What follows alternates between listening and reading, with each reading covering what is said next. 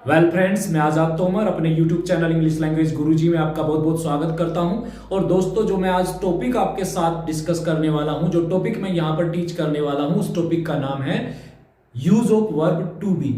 और to be किस तरीके से किन किन टेंसेज में यूज होता है और क्या क्या इसकी स्ट्रक्चर होती है, कहां कहां इसका यूज होता है, वो सारी चीजें हम आज इस वीडियो में सीखने वाले हैं। बस मैं आपसे एक रिक्वेस्ट करूंगा कि आप जो है इस वीडियो को शुरू से लेकर आखिर तक जरूर देखिएगा, क्योंकि फायदा तभी होगा। और मैं चाहता हूं कि मेरा जो पर्पज है कि मैं तुम्हें आपको कुछ सिखाऊं, तो उसमें मैं सफल होना चाहता हूं। सफल तभी होगा जब आप इसे देखेंगे। तो चलिए शुरू करते हैं आप सबके सहयोग के साथ में। तो दोस्तों, बात कर रहे हैं हम टू बी की। टू बी एक सेंस है, एक ऐसी इसका मीनिंग है जो एक बेस फॉर्म की तरह काम करता है। कहीं की तरह काम करता है साथियों, बेस फॉर्म की तरह।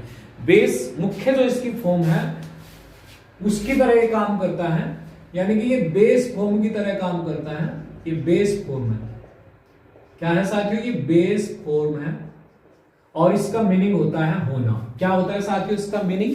इसका मीनिंग होना होता है। और इसका यूज क्या हम सभी टेंसेज में कर सकते हैं? तो मैं आपको बता दूं कि इसका यूज हम तीनों ही टेंसेज में कर सकते हैं। कैसे कर सकते हैं? चूंकि बेस फॉर्म है तो इसकी अलग अलग फॉर्म्स होगी। तो चूंकि हमारे पास क्या है, प्रेजेंट में फॉर्म अलग होती है, पास्ट में अलग होती है और फ्यूचर में अलग होती है। तो प्रेजेंट में इसकी कौन कौन सी फॉर्म है? सबसे पहले इज है। कौन सी है? इज। उसके बाद एक और फॉर्म है इसकी आर। इसके बाद एक और फॉर्म है एम। यहां पर इसका जो मीनिंग निकल के आता है वो आता है हूं, हो, या है भी इसका मीनिंग आ सकता है यानी कि प्लूरल के लिए। इसके बाद पास्ट टेंस में इसकी जो फॉर्म्स है वो वॉज और वेर है। कौन सी है? वॉज और वेर। तो वॉज वर जो है था, थी, थे के लिए यूज किए जाते हैं। कहीं के लिए यूज होता है? था, थी, थे। और इसके बाद फ्यूचर टेंस की अगर मैं बात करूं तो इसकी फॉर्म होती है बी। जो बी यहां पे देख पा रहे हैं आप, फ्यूचर में यही बी यूज होता है। लेकिन ये यूज किसके साथ होता है? ये मॉडल्स के साथ होता है। मॉडल ऑक्सिलरी के साथ होता है। ये मॉडल है, इसके साथ में ये यूज होता है। कहीं के साथ यूज होता है? मॉडल्स के साथ में। और इसका जो मीनिंग निकल के आता है वो होता है होगा या होगी। अब हम बात करेंगे कि किस तरह की स्ट्रक्चर इसकी बनेगी। अलग अलग टेंस में हमने देख लिया इसकी अलग अलग फॉर्म्स है, लेकिन स्ट्रक्चर क्या होगी और यूज कहां करेंगे इसको हम, और क्या मीनिंग इसका कन्वे होगा। दोस्तों, मैं बता दूं इसका जो सबसे बेहतर जो मीनिंग होता है वो होता है होता है। क्या है? होता है। अब कुछ छात्रों के या मेरे फ्रेंड्स के मन में एक क्वेश्चन उठा होगा कि यहां पर तो ता है शब्द लगा हुआ है। क्या लगा हुआ है? ता है। और जबकि नियम क्या कहता है कि ता है कहां आता है? ता है प्रेजेंट इंडेफिनिट में आता है। यही आपके मन में क्वेश्चन आया होगा कि ये तो प्रेजेंट इंडेफिनिट का होना चाहिए फिर। लेकिन मैं बता दूं आपको कि यहां ये जो पूरा सेंस है वो क्या है? वो होता है। क्या है? होता है। और होता है क्या दर्शाता है? होता है दर्शाता है किसी भी चीज का एग्जिस्टेंस, किसी भी चीज का अस्तित्व को दर्शाता है। कहीं को दर्शाता है दोस्तों? किसी भी चीज के, किसी भी व्यक्ति वस्तु के अस्तित्व को दर्शाता है, किसी चीज की प्रकृति को दर्शाता है, किसी चीज के गुण को दर्शाता है, किसी चीज की दशा को दर्शाता है। तो देखिए, और एक और चीज है, यहां पर जब होने की बात होती है तो वे वाक्य होते हैं, ऐसे सेंटेंस में इनका यूज होता है जिनमें मेन वर्ब नहीं होती है। कौन सी वर्ब नहीं होती है? मेन वर्ब नहीं होती है। मेन वर्ब नहीं होती है। तो इसका मतलब फिर कौन सी वर्ब होती है? दोस्तों, जो वर्ब यूज होती है इसके अंदर आपकी टू बी फॉर्म यूज होती है। कौन सी फॉर्म यूज होती है? To be. कौन कौन सी है इसमें? Is, are, am. ये हमने डिस्कस करी अभी। वॉज, वर, और इसी के साथ में हमारी तीसरी फॉर्म हो जाएगी विल, बी और शैल बी। तो ये जो फॉर्म है हमारी वही होता है के लिए या है के लिए या होगा के लिए या था के लिए यूज होगा। दोस्तों, मैं एक बात और यहां आपके साथ डिस्कस करता चलूंगा कि जब ये मेन वर्ब नहीं है तो कैसा वर्ब है? ये मेन वर्ब नहीं है दोस्तों, लेकिन ये जो काम करता है वो लिंकिंग वर्ब का काम करता है। या तो कहीं का काम करता है साथियों, या तो ये लिंकिंग वर्ब का काम करता है। लिंकिंग वर्ब का कार्य करता है। लिंकिंग वर्ब का मतलब है जोड़ने का काम करता है। ये दो पार्ट को, सब्जेक्ट को प्रेडिकेट से जोड़ने का कार्य करता है। जोड़ने का कार्य करने के कारण ही इसे क्या कहते हैं, इसे लिंकिंग वर्ब कहते हैं। इसके अलावा इसका प्रयोग जो है हम हेल्पिंग वर्ब की तरह भी कर सकते हैं। कहीं की तरह कर सकते हैं दोस्तों, हेल्पिंग वर्ब की तरह भी इसका यूज हो सकता है, यानी कि सहायक क्रिया के रूप में भी इसका प्रयोग होता है। तो सहायक क्रिया कब प्रयोग होती है, आप सब जानते हैं, हम सब जानते हैं कि सहायक क्रिया का प्रयोग होता है मेन वर्ब के साथ में। कहीं के साथ में होता है दोस्तों, मेन वर्ब के साथ, यानी कि सहायक क्रिया जब होती है जब वो मेन वर्ब के साथ में यूज होती है, उसके मीनिंग को पूरा करने के लिए, पूर्ण अर्थ में लाने के लिए ही हम हेल्पिंग वर्ब का प्रयोग करते हैं। तो इससे आप कई चीज सीख गए कि ये जो वर्ब है वो मेन वर्ब नहीं है, लेकिन वो वर्क करती है एक लिंकिंग वर्ब का, वो वर्क करती है एक हेल्पिंग वर्ब का, और उसका जो मीनिंग निकल के आता है वो होता है या हूं या हो या था थी थे या होगा होगी, क्योंकि अलग टेंस में अलग मीनिंग कन्वे होगा। अब हम इसकी स्ट्रक्चर को जान लेते हैं, लेकिन आपसे रिक्वेस्ट है कि इस चीज का आप स्क्रीनशॉट जरूर ले लें, क्योंकि ये बहुत ही इंपॉर्टेंट चीज है। तो दोस्तों आपने ये जान लिया कि किस तरीके से अलग अलग टेंस में इसका क्या क्या मीनिंग कन्वे होता है और किस तरीके से हम इसे यूज करेंगे वो हम सीखेंगे। तो मैं आपको सबसे पहले इसकी स्ट्रक्चर की बात करता हूं। स्ट्रक्चर करते हैं हम अफर्मेटिव सेंटेंसेस में। कौन से सेंटेंसेस दोस्तों, अफर्मेटिव, स्वीकारात्मक वाक्य या सकारात्मक वाक्य में इनका क्या स्ट्रक्चर बनेगा।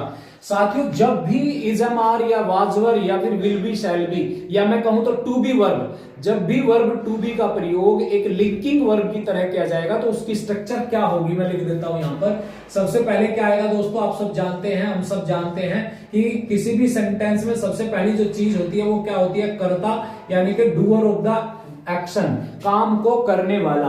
कर्ता के बाद आपका जो है क्या आता है, आप सब जानते हैं, हम सब जानते हैं कि सेंटेंस में इंग्लिश में सब्जेक्ट के बाद वर्ब आता है। क्या आता है साथियों, वर्ब आता है।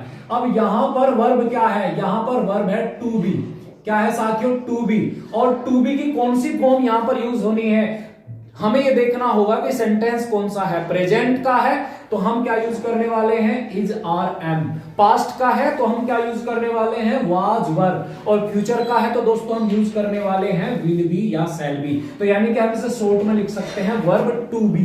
अब हम इसके बाद में देखो क्या आता है, जब ये लिंकिंग वर्ब की तरह प्रयोग करता है तो वहां पर वर्ब के बाद में क्या आएगा, लिंकिंग वर्ब की तरह जब ये काम करता है तो वहां पर इसके बाद में क्या क्या आ सकता है, देखिए साथियों, इसके बाद में उस समय वहां पर या तो नाउन आ सकता है, कोई भी नाम आ सकता है, यानी कि संज्ञा आ सकती है, या फिर इसके बाद में इस वर्ब टू बी के बाद में या फिर आ सकता है एडजेक्टिव भी जिसे हम बोलते हैं एडजेक्टिव, यानी कि विशेषण।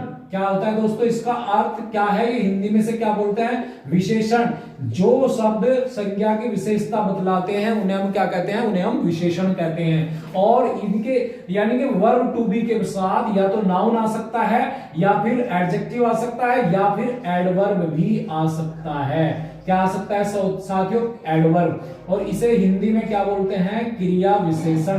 क्या बोलते हैं, क्रिया विशेषण। वे शब्द जो नाउन की, एडजेक्टिव की या वर्ब की विशेषता बतलाते हैं, जो शब्द वर्ब की या खुद एडवर्ब की या फिर एडजेक्टिव की विशेषता बतलाते हैं, उन्हें हम क्रिया विशेषण कहते हैं। तो ये स्ट्रक्चर हमारी है। सबसे पहले सब्जेक्ट है, इसके बाद वर्ब टू बी है, उसके बाद हम या तो नाउन आएगा उसमें या फिर एडजेक्टिव आएगा या फिर उसके अंदर एडवर्ब आएगा। अब हम ये पता करना है कि वो कौन कौन सी स्थिति है जहां पर इसका अलग यूज होता है। तो मैं अगर बात करूं सबसे पहले इसके यूज की, अगर यूज है होता है, क्या है साथियों, होता है। अब क्वेश्चन उठा होगा मन में कि यहां तो ता है शब्द आया है, तो दोस्तों मैं बता दूं ता है जब क्रिया के साथ आता है। क्रिया कौन सी, जैसे पढ़ना क्रिया है, तो अगर यहां हम पढ़ता है करते हैं, पढ़ता है, तो यहां पर एक क्रिया है पढ़ना, उसके साथ में ता जुड़ गया।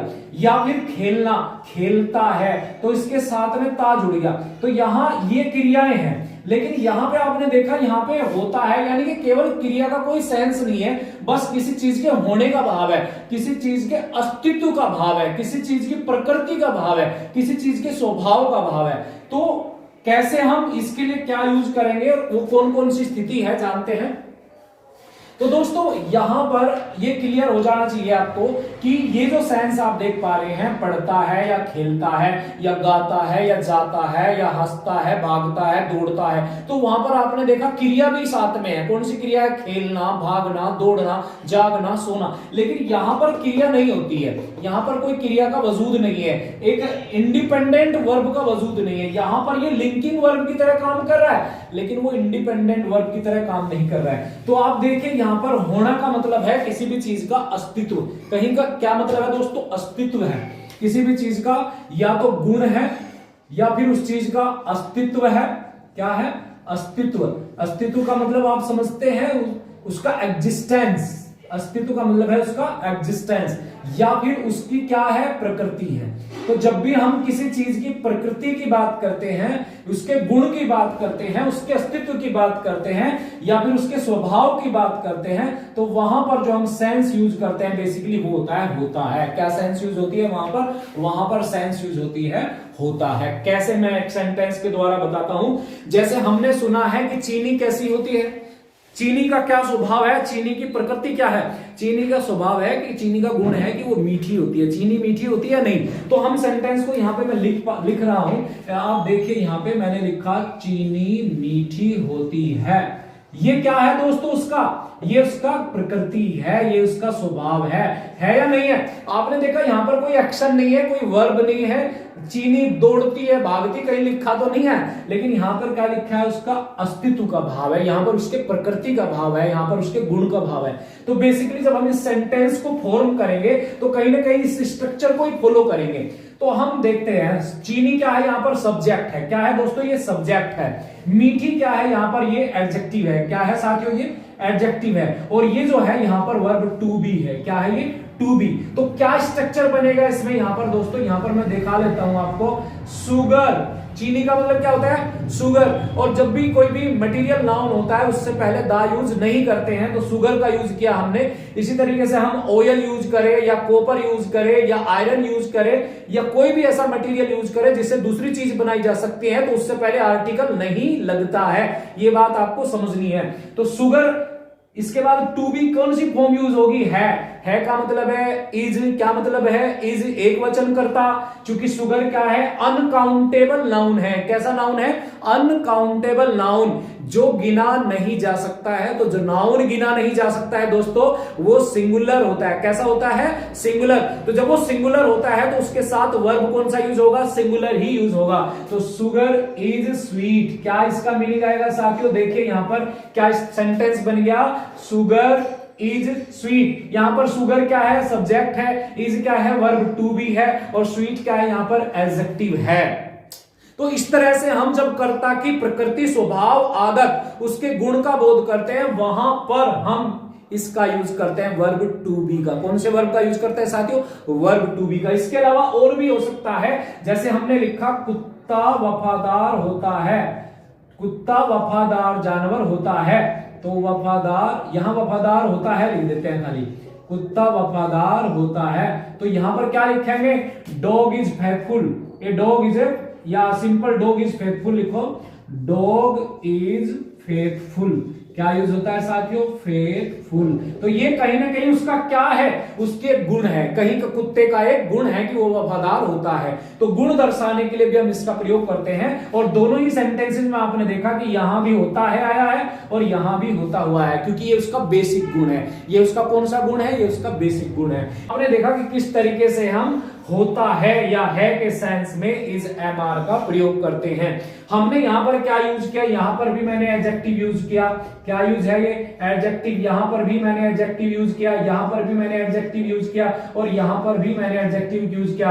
अब आपके मन में क्वेश्चन उठा होगा, सर आपने तो एडजेक्टिव ही यूज किया है, नाउन तो कहीं करके दिखाया नहीं, या एडवर्ब तो कहीं करके दिखाया नहीं। तो दोस्तों मैं बता दूं, अगले कुछ सेंटेंसेस में नाउन के साथ यूज करने वाला हूं और मैं चाहता हूं कि उससे इसे आप तब तक आप नोट कर ले या फिर इसका स्क्रीनशॉट ले ले। तो साथियों अब होता है या है, होता है या है, हो या हूं, इनके सेंस में हम नाउन का यूज करेंगे। अब कहीं का यूज करेंगे, नाउन का यूज करेंगे। कैसे, अब किस तरीके से नाउन का यूज हो सकते हैं? जब भी हम कर्ता का क्या बताते हैं, नंबर एक, कर्ता का जब भी हम प्रोफेशन बताते हैं। प्रोफेशन जानते हैं साथियों, प्रोफेशन का मतलब है उसका पैसा क्या है, उसका व्यवसाय क्या है, वो काम क्या करता है। जब भी हम कर्ता का व्यवसाय बताएंगे तो वहां पर क्या यूज होने वाला है साथियों, वहां पर नाउन यूज होने वाला है। क्या, नाउन। जैसे कैसे मैं बताऊं आपको, जैसे मैंने कहा मैं एक अध्यापक हूं, मैं एक अध्यापक हूं या मैं अध्यापक हूं, ये भी सेंटेंस हो सकता है। तो मैं एक अध्यापक हूं, तो यहां पर इसका जो सेंटेंस बनेगा वो क्या बनेगा, ये यहां पर क्या है, एक सब्जेक्ट हो गया, एक अध्यापक क्या हो गया, एक नाउन के सेंस में यूज होगा, और यहां पर ये टू बी का सेंस है, कहीं का सेंस है, टू बी का। तो यहां पर जो सेंटेंस बनेगा वो दोस्तों क्या बनेगा, आई एम ए टीचर। क्या बनेगा साथियों, आई एम ए टीचर। तो यहां पर ये क्या है, मेरा प्रोफेशन है, मेरा व्यवसाय है, और टीचर क्या है दोस्तों, ये एक नाउन है। क्या है, ये एक नाउन है। इसी तरीके से कोई भी प्रोफेशन दर्शाने के लिए, जैसे मैं एक पोइट हूं, I am a poet, she is a poet. मैं एक कवि गायक हूं, she is a singer, I am a singer. तुम्हारा भाई वकील है, your brother is a lawyer. ठीक है, तो कोई भी प्रोफेशन बताने के लिए हम नाउन का प्रयोग करेंगे, और उसके साथ साथ हमें यह भी सुनिश्चित करना है कि वहां पर हम इज एम आर का भी प्रयोग करें। सबसे पहले हमने सीखा कि ये जो है कर्ता की प्रकृति, स्वभाव, उसकी आदत, उसका गुण, ये सब चीज दर्शाता है। इस उन सेंटेंसेस में हम टू बी का प्रयोग करते हैं, या जहां पर कर्ता का प्रोफेशन दर्शाया जाता है वहां पर हम यूज ऑफ टू बी करते हैं, या फिर कर्ता का जेंडर जहां दर्शाते हैं वहां पर टू बी करते हैं। जहां पर उसकी एज दर्शाई जाती है वहां पर हम टू बी का यूज करते हैं। जहां पर उसका नाम बताया जाता है वहां पर वर्ब टू बी का प्रयोग होता है। प्लेस अगर बताया जाता है तो टू बी का प्रयोग होता है। टाइम के लिए, दिन, महीना, साल के लिए, ऋतुओं के लिए, और मौसम यानी कि हमारा जो भी वेदर है, मौसम है, उसके लिए, और इसके अलावा हमारे जितने भी त्योहार है उन सब का नाम बताने के लिए हम क्या यूज करते हैं, verb of to be, use of to be, is am are, was were, will be, shall be. तो कैसे, देखिए जेंडर को कैसे बता सकते हैं हम। जेंडर बताने के लिए जैसे हमने कहा she is a girl, she is a girl, वह एक लड़की है। आई एम अ बॉय, मैं एक लड़का हूं। तो आपने देखा यहां पर कि ये जेंडर है और ये क्या है, नाउन है। क्या है साथियों, ये नाउन है, ये जेंडर है, ये क्या है, उसका नाउन है। तो आपने पहले दो पार्ट में सीखा कि किस तरीके से एडजेक्टिव को हम यूज करते हैं। यहां पर आप देख रहे होंगे कि यहाँ पे नाउन यूज किया जा रहा है। इसी तरीके से उम्र बताने के लिए भी हम कह सकते हैं he is 17 years old, he is 17 years old। क्या है, ये इसकी उम्र है दोस्तों। क्या है, ये इसकी एज है, ये उसकी एज है। ये क्या है, ये नाउन है। ये सॉरी, ये जो ईयर्स है ये नाउन है, और ओल्ड अगर मैं लगाता हूं तो ये कहीं ना कहीं उसके लिए एडजेक्टिव हो जाएगा। या इसके साथ साथ ही इज, मैंने कहा यंग, ही इज यंग, वह जवान है, तो ये भी एडजेक्टिव का काम करता है। यहां पर भी एडजेक्टिव यूज होगा। अब इसके अलावा जैसे नाम बताना है, नाम क्या होता है दोस्तों, नाउन होता है। जैसे मैंने कहा ही इज रमेश, तो यहां पर जो रमेश वर्ड है वो क्या है, वो नाउन है। यानी कि मैंने जैसे आपको बताया था कि नाउन का इसका बाद प्रयोग हो सकता है। तो आपने देखा यहाँ पे सब्जेक्ट है, यहाँ पे टू बी है, और यहाँ पे हमने नाउन। तो जिन वाक्यों में नाउन टू बी के बाद लगता है उन वाक्यों में हम सिंपली क्या है, वहां पर उनका नाम की बात होती है। तो यानी कि हम नाम बता सकते हैं, he is Ramesh, she is Kanika, ये इस तरीके से हम यूज कर सकते हैं। नाम बताने के लिए भी वर्ब ऑफ टू बी का प्रयोग किया जाता है। तो आपने देखा कि नाम बताने के लिए भी जैसे he is Ramesh, she is Kanika, नाम बताने के लिए भी इसका यूज किया जाता है। दोनों ही क्या है, ये भी नाउन है और ये भी क्या है दोस्तों, ये भी नाउन है। इसके अलावा टाइम बताने के लिए भी हम वर्ब का टू बी का यूज करते हैं। जैसे हमने कहा इट इज 2 o'clock नाउ, अब 2 बजे हैं। अब कितने बजे हैं? 2 बजे हैं। इट इज नून नाउ, अब दोपहर का समय है। कहीं का समय है? दोपहर। तो यानी कि समय बताने के लिए भी हम वर्ब टू बी का प्रयोग करते हैं। इसके अलावा डे, मंथ या ईयर, दिन, महीना, साल बताने के लिए भी, जैसे आज मैंने बोला कि it is Tuesday, it is Tuesday today. क्या है? Tuesday today, it is Tuesday today. आज का अगर हमें बताना है तो हम क्या यूज करेंगे? इज यूज करेंगे। लेकिन अगर हमें पिछले दिन की बात करनी हो तो हम क्या यूज करेंगे साथियों? हम यूज करेंगे फिर was. It was Monday yesterday. क्या यूज करेंगे? It was Monday yesterday. और आने वाले कल के लिए हम क्या यूज करने वाले हैं? आने वाले कल के लिए हम यूज करेंगे विल बी, शैल बी। तो क्या हो जाएगा? मान लिया अगला दिन क्या है? बुधवार होगा, तो क्या होगा? It will be Wednesday tomorrow, it will be Wednesday tomorrow. तो इस तरीके से हम तीनों ही टेंसेस में यूज कर सकते हैं। और महीना बताना है, it is month of January, it is month of April, it is month of July, या इट इज जुलाई। हम ऐसे भी बोल सकते हैं, इट इज फरवरी, या it is March, it is April, it is July. तो ये भी हम यूज कर सकते हैं। अगर सर्दी का मौसम है तो हम यूज क्या करेंगे? इट इज विंटर सीजन, हम ये बोलेंगे, या इट इज विंटर नाउ, अब सर्दी का मौसम है। अगर गर्मी का है, इट इज समर नाउ, अब गर्मी का मौसम है, it is summer season now. तो ये ऋतुओं के लिए भी हम टू बी का यूज करते हैं। इसके अलावा हम फेस्टिवल्स के लिए, जैसे it is Holi, it is Diwali, it is Eid, तो फेस्टिवल को दर्शाने के लिए भी टू बी का यूज किया जाता है। तो दोस्तों आपने देखा कि कर्ता के किन किन रूप के लिए, कर्ता की स्वभाव के लिए, कर्ता की आदत के लिए, कर्ता की प्रकृति के लिए, कर्ता का व्यवसाय बताने के लिए, कर्ता का जेंडर बताने के लिए, उसकी एज बताने के लिए, नाम बताने के लिए, जगह बताने के लिए, समय बताने के लिए, महीना, मौसम, त्योहार, इन सब को बताने के लिए हम वर्ब का टू बी का यूज करते हैं, जो कि आपके लिए सीखना बहुत जरूरी है। दोस्तों जिस तरीके से हमने इज का यूज किया है, उसी तरीके से हम वाज या वर का यूज करते हैं। उसी तरीके से हम एम का यूज किया हमने, देखिए यहां पर। तो यहां पर आप देख सकते हैं मैंने प्रेजेंट यूज किया है बेसिकली, लेकिन ऐसे ही आप इसका यूज पास्ट में कर सकते हैं। जैसे सी वाज ए गर्ल, वह एक लड़की थी। आई, ये तो सिंपली इस तरीके से रहेगा, लेकिन ही वाज ए बॉय कर सकते हैं। दे वर मैन कर सकते हैं, दे वर मैन, तो वहां पर उसके जेंडर की बात होती है। ही वाज 17 years old, यहां पर हम वाज का यूज कर सकते हैं। ही वाज यंग, वह जवान था। ही is Ramesh, he was Ramesh, जैसे हमने किसी वो कौन था, तो आंसर क्या होगा? He was Ramesh. तो यानी कि प्रेजेंट और पास्ट में कोई डिफरेंस नहीं है, केवल इज की जगह हमने वाज या वर का प्रयोग करके देखना है, बस इससे ही आपका पास्ट टेंस बन जाएगा। अब हम देखेंगे, हम जानेंगे कि क्या इसके अलावा भी वर्ब टू बी का प्रयोग किया जाता है। क्या वो लिंकिंग वर्ब की तरह ही प्रयोग होता है, या फिर वो हेल्पिंग वर्ब की तरह भी प्रयोग होता है? क्योंकि साथियों मैंने शुरू में बताया कि वो लिंकिंग के साथ साथ हेल्पिंग वर्ब भी होता है। तो वो हेल्पिंग वर्ब के रूप में कैसे काम करता है, चलिए सीखते हैं।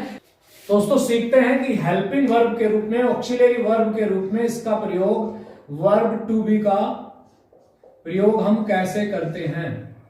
ऑक्सिलरी वर्ब के रूप में टू बी का यूज हम कैसे करते हैं वो ध्यान लेते हैं, उन्हीं को सीखते हैं। अब वही हम यहां पर बात करने वाला हूं मैं आपसे कि ऑक्सिलरी वर्ब के साथ टू बी का यूज कैसे किया जाता है और क्या स्ट्रक्चर होती है। दोस्तों मैं बता दूं, सबसे पहले स्ट्रक्चर बनेगी कि सब्जेक्ट, अगर हम बिना ऑक्सिलरी वर्ब के भी लें तो वहां पर हम इसका यूज कैसे करेंगे और साथ में कैसे करेंगे, वो सब चीज जानेंगे। ऑक्सिलरी वर्ब के साथ इसका टू बी का यूज करते हैं, तो सबसे पहले हम बात करेंगे, सब्जेक्ट आ जाता है यहां पर, और फिर उसके बाद टू बी वर्ब आ जाता है, और इसके बाद हम यूज करते हैं वर्ब की फर्स्ट फॉर्म आईएनजी। क्या यूज होता है साथियों? वर्ब की फर्स्ट फॉर्म में आईएनजी। तो ये एक स्ट्रक्चर है जहां पर हमने इसका यूज मेन वर्ब के साथ किया। कहीं के साथ किया है? मेन वर्ब के साथ में। जैसे हमने कहा, जैसे इसके लिए हम सेंटेंस अगर बनाए कि वह पढ़ रहा है, वह क्या कर रहा है? पढ़ रहा है। तो साथ ही यहां पर जो आपका मेन वर्ब है, काम कौन सा हो रहा है? पढ़ने का काम हो रहा है, नहीं? और इसके साथ साथ यहां पर है भी सेंस है, तो पढ़ने का जो सेंस है वो अलग बनेगा, और है की जो वर्ड आएगा, है का जो मीनिंग आएगा वो टू बी का सेंस आएगा। कौन सा सेंस आएगा साथियों? यहाँ टू बी का सेंस आएगा। और यहां पर ये क्या है, ये मेन वर्ब है, क्या है, मुख्य क्रिया है। और इसके साथ में क्या लगने वाला है, आईएनजी लगने वाला है। क्या लगने वाला है साथियों, आईएनजी। तो सेंटेंस का स्ट्रक्चर तो बने, देख लिया आपने कि यहां पे स्ट्रक्चर क्या है, सब्जेक्ट, उसके बाद इज, एम, आर, वाज, वर या विल बी, शैल बी, और उसके बाद यहां पर आईएनजी है। तो सिंपली क्या सेंटेंस बनेगा, वह पढ़ रहा है, तो यहां पर बनेगा ही इज रीडिंग या स्टडिंग, ही इज स्टडिंग, वह पढ़ रहा है। आप देखिए हमने क्या किया, सब्जेक्ट यूज किया, इसके बाद टू बी यूज किया, टू बी है या नहीं, प्रेजेंट फॉर्म है टू बी की, इसके बाद हमने वर्ब की फर्स्ट फॉर्म में आईएनजी यूज किया है नहीं। तो आप देखिए कि किस तरीके से इसका यूज जो है मेन वर्ब के साथ में किया गया है, किया गया या नहीं किया गया। जैसे लड़की पढ़ रही है तो गर्ल इज रीडिंग या गर्ल इज स्टडिंग, वह खेल रहा है, ही इज प्लेइंग, वह खेल रहा था। अगर सेंस अगर इसी तरीके से इसे हम पास्ट में बनावे, इज की जगह हम क्या ले सकते हैं, वाज ले सकते हैं। कैसे, वह खेल रहा था, वह पढ़ रहा था, सॉरी, तो ही वाज स्टडीइंग, क्या हो जाएगा साथियों यहाँ पे, ही वाज स्टडीइंग, ये हो जाएगा।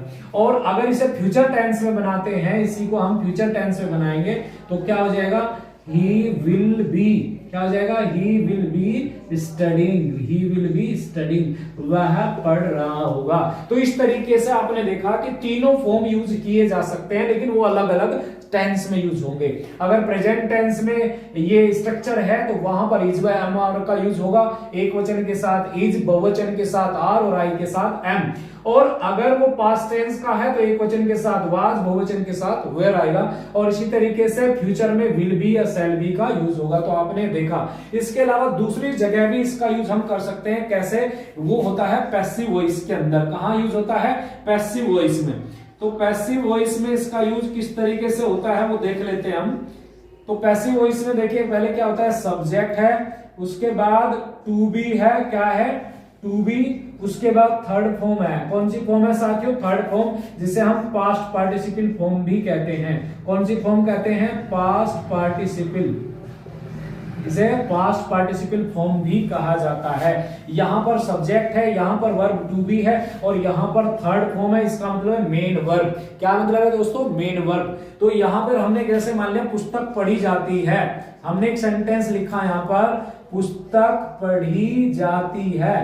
तो आप देखिए क्या स्ट्रक्चर बनी यहां पर, द बुक इज रेड। यहां पे क्या बना इसका structure, the book is red, READ, form वही रहेगी, उच्चारण थोड़ा चेंज हो जाएगा, द बुक इज रेड। तो यहां पर इज का यूज कहीं के लिए, कहीं किस तरीके से हुआ है, एक हेल्पिंग वर्ब की तरह हुआ है। कहीं की तरह हुआ है, हेल्पिंग वर्ब के रूप में टू बी का यूज हुआ है। इसके बाद ये जो फॉर्म है, ये कौन सी फॉर्म है, ये थर्ड फॉर्म या पास्ट पार्टिसिपल फॉर्म है। यानी कि ऐसे सेंटेंसेस में भी टू बी का यूज किया जा सकता है जो पैसिव वॉइस में बनते हैं। क्या पास्ट का भी पैसिव वॉइस हो सकता है, तो श्योर वो भी हो सकता है। अगर हम ये कहेंगे पुस्तक पढ़ी जाती थी तो क्या हो जाएगा, द बुक वाज रेड। क्या हो जाएगा, पुस्तक पढ़ी जाती थी, द बुक वाज रेड। पुस्तक पढ़ी जाती होगी, the book will be red. क्या हो जाएगा, the book will be red. तो साथियों आपने देखा कि किस, तो साथियों एक स्ट्रक्चर ये हो गई जो कि प्रेजेंट कॉन्टिन्यूअस के लिए यूज होती है, कॉन्टिन्यूअस टेंस के लिए यूज होती है।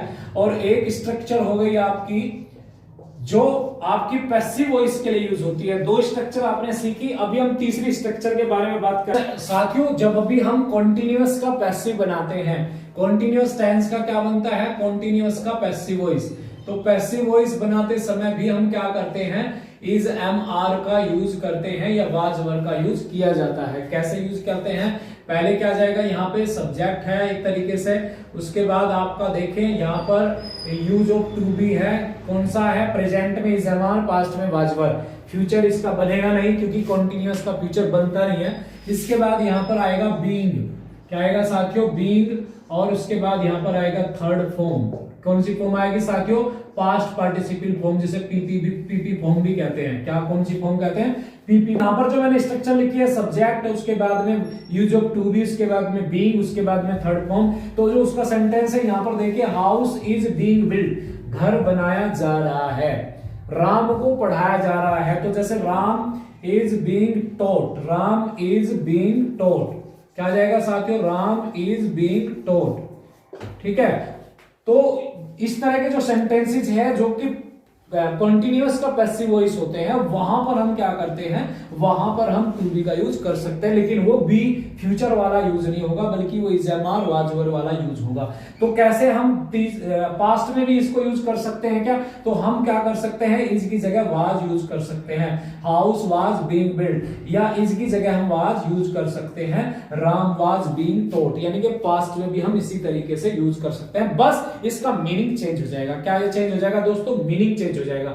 इसके अलावा हमने 3 स्ट्रक्चर पढ़ ली कि प्रेजेंट कॉन्टिन्यूअस और पास्ट कॉन्टिन्यूअस, फ्यूचर कॉन्टिन्यूअस में टू बी का प्रयोग किया जाता है हेल्पिंग वर्ब के रूप में। इसके अलावा हमने पढ़ा कि पैसिव वॉइस बनाते समय किसका, इंडेफिनिट का पैसिव वॉइस बनाते समय, प्रेजेंट इंडेफिनिट, पास्ट इंडेफिनिट और फ्यूचर इंडेफिनिट का पैसिव वॉइस बनाते समय हम is am are was were और विल बी शैल बी का यूज करते हैं थर्ड फॉर्म के साथ में। एक आप ये यहां देखें कि सब्जेक्ट के साथ में टू बी का यूज हो, कहीं का यूज हो, टू बी का यूज हो, उसके साथ साथ सिंपल फर्स्ट फॉर्म आ जाए। देखिए यहां पर टू बी है और टू प्लस फर्स्ट फॉर्म आ जाए उसके साथ, तो ये भी एक स्ट्रक्चर बन सकती है। यहां पर करता आ जाए, यहां पर इजेमार या वाजवर आ जाए, और यहां पर टू प्लस फर्स्ट फॉर्म आ जाए। क्या आ जाए, टू प्लस फर्स्ट फॉर्म। जैसे हमने क्या किया, मैंने सेंटेंस लिखा कि मुझे जाना है, क्या है, मुझे जाना है, तो या फिर मुझे जाना था, मुझे जाना था, या फिर मुझे जाना होगा।